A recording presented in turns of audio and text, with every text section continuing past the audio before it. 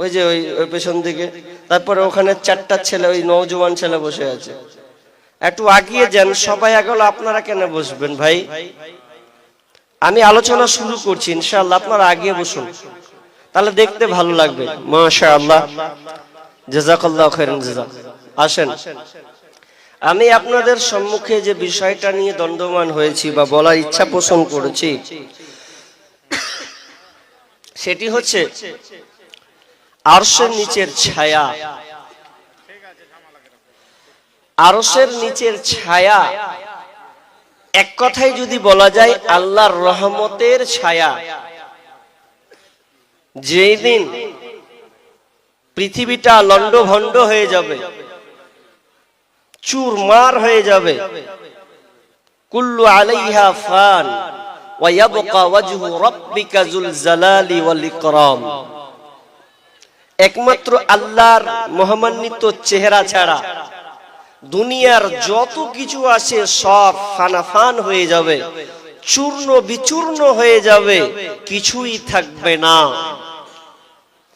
এ ব্যাপারে আল্লাহ কি বলছেন, আগে কোরআনের আয়াতটা তরজমা করব, তারপরে আপনাদের যে ইম্পর্টেন্ট বিষয় ওটা আমি আপনাদের সামনে আলোচনা করছি। বিসমিল্লাহির রহমানির রহিম। ونفخ في الصور فصيق من في السماوات ومن في الأرض إلا من شاء الله ثم نفخ فيه أخرى فإذا هم قيام ينظرون। ইসরাফিলের মাধ্যমে যখন আল্লাহ সুবহানাহু ওয়া তাআলা পৃথিবীটাকে লন্ডভন্ড করবেন, ওয়ানুফিকা ফিস সূরি ফাসাইকা মান ফিস সামাওয়াতি ওয়া মান ফিল আরদ, আসমান এবং জমিনে যত কিছু আছে রে সব ধ্বংস হয়ে যাবে, বেহুশ হয়ে যাবে, একটা কেউ জীবিত থাকবে না, একটা কেউ হুঁশের মধ্যে থাকবে না। তো কখন? যখন আল্লাহ সুবহানাহু ওয়া তাআলা ইসরাফিলকে বলবেন, ইসরাফিল রে তুমি সুরটাকে ফুঁকে দাও। ইসরাফিল যেদিন থেকে আল্লাহ তাকে দায়িত্ব অর্পণ করা হয়েছে, দায়িত্বর দায়ভার যখন যেদিন থেকে দেওয়া হয়েছে, সেদিন থেকে যেন ফান আবু সাহিবুস সুরি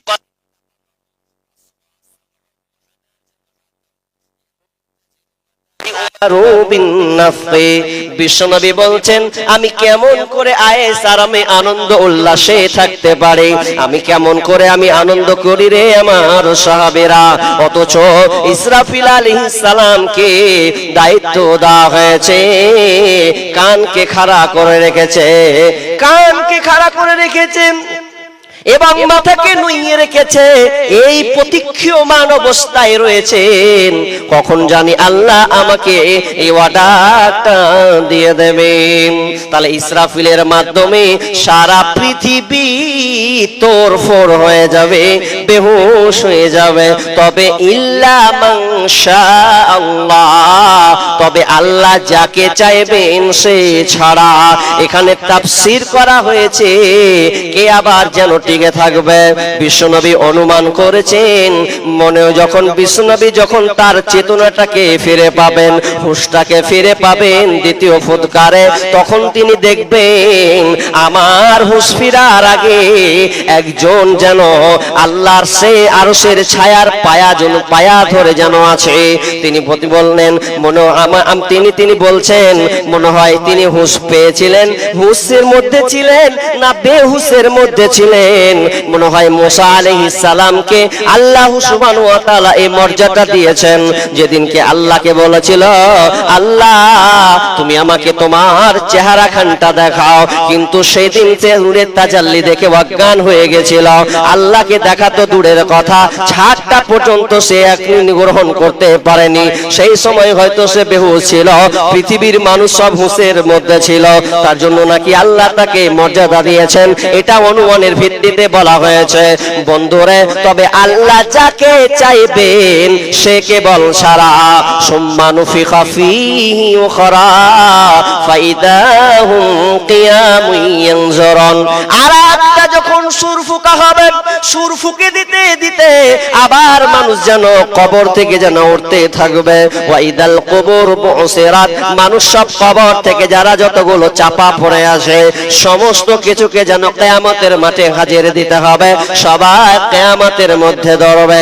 আল্লাহ সুবহানাহু ওয়া তাআলা চ্যালেঞ্জ করেছেন ওয়ামা হুম আনহা বিগাইবিন, কেউ অনুপস্থিত থাকবে না। আল্লাহ চ্যালেঞ্জ করেছেন সেদিনকে সকলকে হাজিরি দেওয়া লাগবে, সবাইকে সেদিনকে হাজিরি হতে হবে। আল্লাহর চ্যালেঞ্জ। আপনাদের এই চিমনিটলাতে জালসা হয়েছে, হচ্ছে, রানিং চলছে, কিন্তু এর আগে এলান হয়েছে, হ্যান্ডবিল ছেপেছে, ইস্তাহার হয়েছে, মানুষকে এলান করে দেওয়া হয়েছে এই যে শুনো গ্রামবাসী এলাকাবাসী অমুক 3 তারিখে প্রোগ্রাম হবে, জলসা হবে, সবাইকে নিমন্ত্রণ আমন্ত্রণ দেওয়া রইল।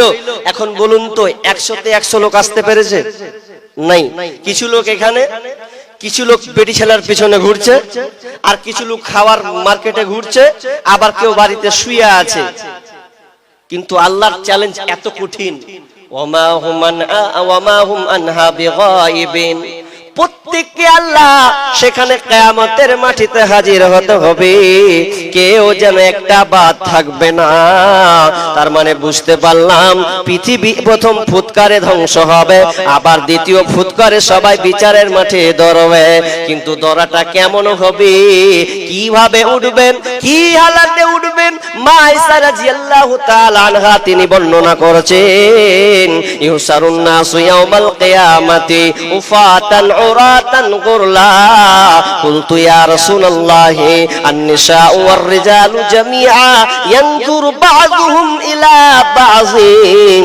বিশ্বনবী বলছেন, বিশ্বনবীকে বলছেন আয়েশা, আয়েশা বলছেন ইয়া রাসূলুল্লাহ আপনি যে বললেন যেদিনকে মানুষ কবর থেকে উঠবে উফাতান উরাতান গুরলা, সেদিনকে মানুষ খালি পায়ে, খালি পায়ে, পায়ে কোনো জুতা থাকবে না, নাঙ্গা অবস্থায় উঠবে, পরনে কোনো কাপড় থাকবে না, আর খাতনাবিহীন অবস্থায় উঠা হবে। বিশ্বনবীকে বলছেন আয়েশা এবার বলছেন ইয়া রাসূলুল্লাহ আর রিজালু ওয়ান নিসাউ জামিআ ইয়ানজুরু বা'যুহুম ইলা বা'যিন, ও দয়ার নবী গো সেদিন তাহলে তো নর নারী একাকার হয়ে থাকবে, কারো পরনে যে কাপড় থাকবে না, এক অপরের দিকে তো তাকাতে থাকবে, নাঙ্গা হয়ে যাবে, তাহলে তো ইজ্জত বলে কিছুই থাকবে না। নারী পুরুষ একাকার হলে সবার তো নাঙ্গা অবস্থায় থাকলে ইজ্জতের দিকে কি হালাত হবে, এক অপরে তো তাকাতে থাকবে।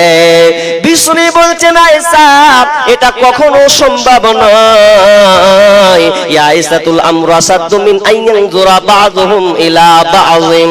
আয়েশা সেদিন কিয়ামতের মাঠে এমন একটা বিভীষিকাময় পরিস্থিতি হবে রে আয়েশা, যেদিন কেউ কারো কাছে তাকাবার ক্ষমতা রাখবে না, নিজেকে বাঁচার জন্য শুধু ত্রাহি ত্রাহি করবে, আজ নাহি আমার কি হালাত হয়। এই জন্য আয়েশা রে সেদিন কেউ কারো দিকে তাকাবার কোনো মাধ্যম রাখবে না, কোনো সুযোগ তার থাকবে না।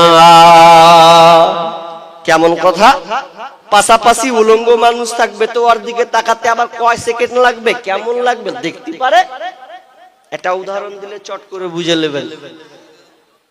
আপনি নতুন বিয়ে করেছেন, এখন নতুন যখন আপনি বিবাহ করলেন তো বিবাহ করার পর স্ত্রীর চাহত থাকতে পারে। এখন আপনার বিবি আপনাকে বলছেন স্বামী খুব ইচ্ছা ছিল গো বিয়ে করার পর স্বামীর সঙ্গে হাজারদুয়ারি ঘুরতে যাব, মুর্শিদাবাদ হাজারদুয়ারি ঘুরতে যাব, অনেক দিনের সাথ স্বামীর সঙ্গে যাব। এখন স্বামী পয়সাওয়ালা মানুষ, চলো ঠিক আছে, একটা প্রাইভেট কার গাড়ি নিল, গাড়িটা নিয়ে স্বামী স্ত্রী এত সুন্দর করে সেজেছে, এত মনোরম চাকচিক্যময় হয়ে সেজেছে। এবার দুজনে গাড়িতে ঢুকে গেল, ঢুকে দেওয়ার পর স্ত্রী খুব খুশি, আমার স্বামী কথা রেখেছে, বিবি এবার স্বামীকে রঙ্গরসের গল্প শোনায়, আনন্দ মাতুয়ারার গল্প শোনায়, নিজের শরমটাকে নিয়ে স্বামীর কাছে প্রকাশ করে, আমার দেহ এরকম, আমার চামড়া যেন ধল, আমি দেখতে ফিটফাট, আমাকে দেখে সবাই পাগলা পাগলা হয়ে যেত, কিন্তু স্বামী তুমি আমাকে পেয়েছ, তোমার জীবন ধন্য। সে নিজের যেন প্রশংসা স্বামীর কাছে করতে আসে, রঙের রসের আনন্দ উল্লাস করতে আসে। স্বামী স্ত্রী ছাড়া কেউ নাই, শুধু ড্রাইভারটা খালি ড্রাইভিং করে গাড়িটা যেন ড্রাইভিং করে যেন চালাচ্ছে।